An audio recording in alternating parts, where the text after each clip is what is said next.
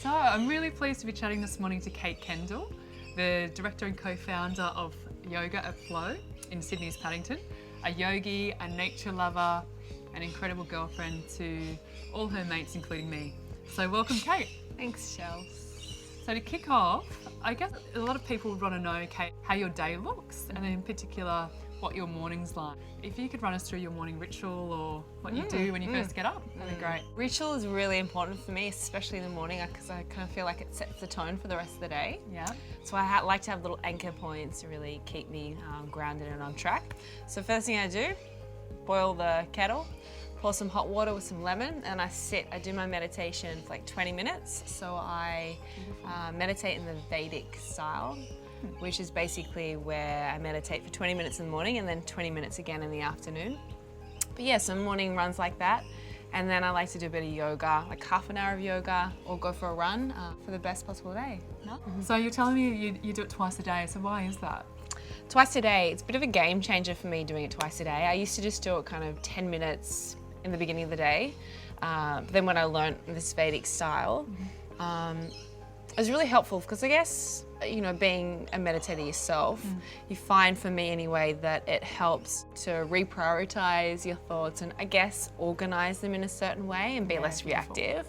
3 o'clock in the afternoon, me for sure, I start to get like sugar cravings or I'll get really tired and vague and I can't really concentrate anymore. So just having that 20 minutes at the beginning of the day and then 20 minutes at the end, sort of 3 o'clock, that 3 o'clock mark I can pick it up again and refocus and get back into a couple of hours work. Second session has been a game changer for me. Perfect. Fast forward then to the night time, how do you unplug at night? Nighttime unplugging really important for me because I do have such a busy kind of lifestyle and job, being not just a yoga teacher but a business owner as well.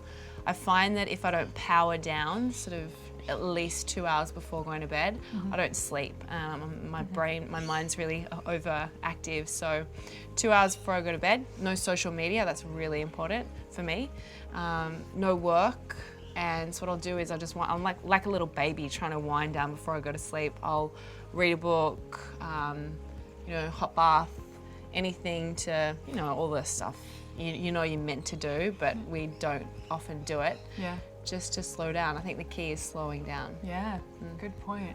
So Kate, what would be one piece of advice you'd give to someone who wanted to embark on a career on well-being? One thing I found that, going from being a freelance yoga teacher to working in the wellness space full-time and being a business owner was that initially thrown into this job where it was completely new to me, like, going from a freelance yoga teacher to leading a team and running a business was very, very different. I learnt very quickly through my own mess of not practicing yoga because I was so busy and, not getting enough sleep because I was so busy. And I say so busy in inverted commas because we can always make time. The most important thing to do is to keep up your rituals. So for me, it's maintain my yoga practice, my meditation practice, eat clean, you sleep, because if you're throwing all those things out the door, you're not bringing A game. So especially in the wellness space, you got to kind of lead by example. Absolutely. Yeah. And that's so true. When we get so busy with life, we actually push out the stuff that depletes us rather than the stuff that really nourishes us. So I think that is so key, prioritising that kind of stuff. And we know it, like we all have the tools, Yeah. but it's being a bit disciplined. I think discipline actually, in the end, gives you a little bit more freedom. Yeah, absolutely. So Kate, what would advice you'd give to a younger self? Okay, I think there's probably 2 pieces of advice I'd give to my younger self. One would be to be bold.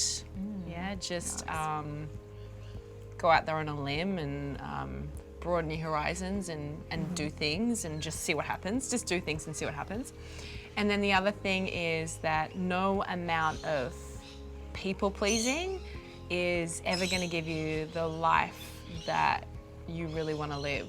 That's a big one. I think especially for younger women, we just want to please everyone and we want to do everything for everyone, but really you're never going to achieve any of your goals or do any of the things that you really want to do if you're people pleasing all the time.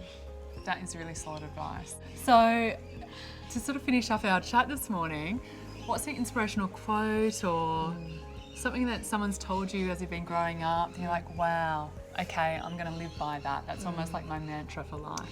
I've got a quote on the yoga studio at Full Athletic at Chief Seen Shots, and it's always been one of my favourites, and it's always believe that something wonderful is about to happen. And I love it because it doesn't mean that you live in expectation, it just means that you live with a sense of optimism. And I think that magic for me is really important, and believing in magic. So to believe that, you know, there's miracles around the corner, or something wonderful is always around the corner is really important, just to keep a positive frame of mind. And I love that. Kate, thanks so much for your time this morning. pleasure, Shels. It's been so much fun. And we'd love to hear from you guys if you have any quotes or mantras that you live by so we can share with everyone else. So Out. that's it.